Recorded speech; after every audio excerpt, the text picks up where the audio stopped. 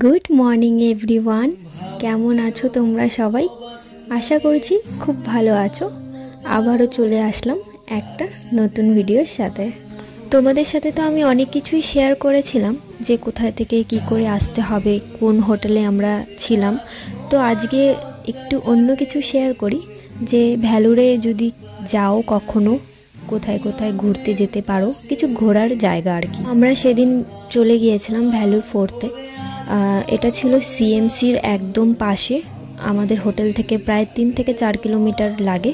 তোমরা চাইলে অটোতেও আসতে পারো। তো আমাদের মানে বেশি দূরে একটা ছিল না, সে কারণে কিন্তু আমরা হেঁটে হেঁটেই এসেছিলাম। আর এই জায়গাটা খুবই বড়, পুরো জায়গাটাতে মানে পুরো এলাকা জুড়ে এই জায়গাটার নাম দেওয়া হয়েছে ভ্যালুর ফোর্ট। তো এটা ছিল মানে অনেক ঐতিহাসিক জায়গা। তো এটা ছিল হচ্ছে টিপু সুলতানের বাড়ি। তিনি এককালে এই জায়গাতে ছিল আর কি, ওনার পরিবার নিয়ে। আর এখানে কিন্তু পাশে একটা মন্দির রয়েছে আর একটা মসজিদ রয়েছে, আর ছিল ভ্যালুর মিউজিয়াম। তো সেগুলো পরে দেখাচ্ছি, আগে এই জায়গাটা দেখে নাও। যেই জিনিসগুলো আগে একদিন বইয়ে পড়েছিলাম, আজকে এটা সামনে দেখছি, মানে বেশ ভালোই লাগছিল।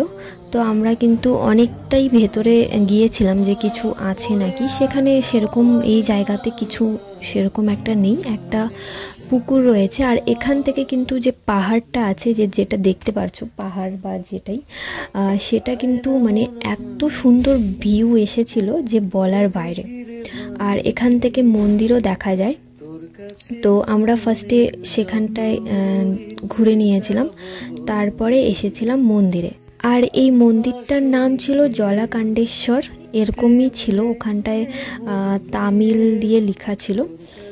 আর হচ্ছে এই মন্দিরে কিন্তু ফোন অ্যালাউ নেই, ঠিক আছে?